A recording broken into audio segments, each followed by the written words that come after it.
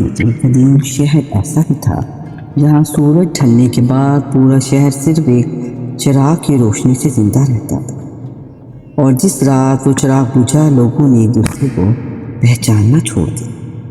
بہت پرانے زمانے کی بات ہے، ریت پہاڑوں اور لمبے راستوں کے درمیان ایک شہر تھا، نور آباد۔ یہ شہر نہ اپنی دولت کے لیے مشہور تھا، نہ اپنے محلوں کے لیے، بلکہ اس شہر کی پہچان ایک عجیب چراغ تھا۔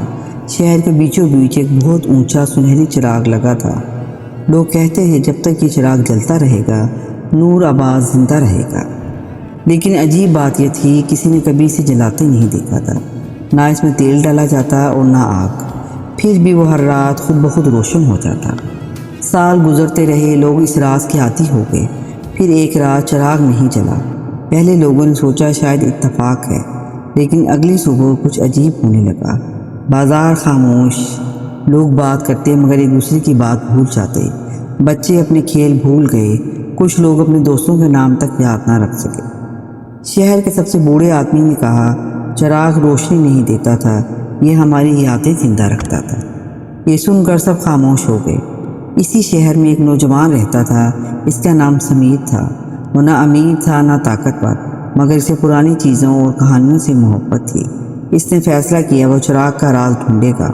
وہ رات کے وقت شہر کے نیچے بنی پرانی سرنگوں میں اترا۔ وہاں گرد تھی، خاموشی تھی، اور بہت دور ایک بند دروازہ۔ دروازے پر لکھا تھا، جو شہر کو روشن کرنا چاہتا ہے پہلے اس کی خاموشی کو سمجھے۔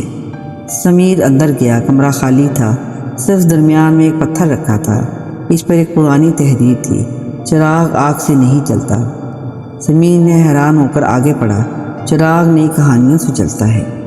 وہ سمجھ نہ سکا۔ اس نے پورا کمرہ دیکھا، دیواروں پر تصویریں بنی تھیں، لوگ بیٹھے ایک دوسرے کی باتیں سن رہے تھے، ہنس رہے تھے، رو رہے تھے، اور ہر تصویر کے اوپر ایک لفظ لکھا ہوا تھا، کہانی۔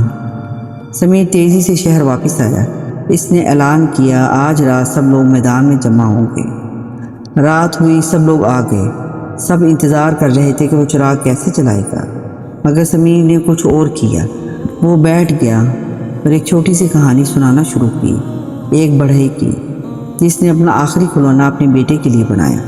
پھر ایک عورت نے اپنی کہانی سنائی، پھر ایک بچے نے، پھر ایک بوڑھے نے۔ آہستہ آہستہ لوگ بولنے لگے، سننے لگے، ہنسنے لگے، کچھ روئے بھی، اور اچانک بغیر کسی کے چھوئے چراغ روشن ہو گیا۔ پہلے ہلکی روشنی، پھر پورا آسمان سنہری ہو گیا۔ لوگ حیران تھے۔ سمیر خاموش کھڑا رہا۔ اب اسے سمجھ آ گیا تھا، چراغ ہمیشہ سے کہانیوں سے جلتا تھا۔ جب لوگ ایک دوسرے کو سننا چھوڑ دیتے، چراغ بجھ جاتا۔ سالوں بعد نور آباد کے دروازے پر ایک نئی تختی لگا دی گئی۔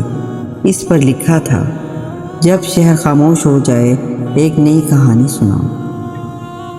جی ہاں سامعین، کچھ روشنی چراغوں میں نہیں ہوتی، کچھ روشنی انسان کے دلوں اور ان کی کہانیوں میں ہوتی ہے۔ آپ کو ہماری یہ کہانی کیسی لگی؟ اگر اچھی لگی ہے تو اسے لائک کیجیے، سبسکرائب کیجیے۔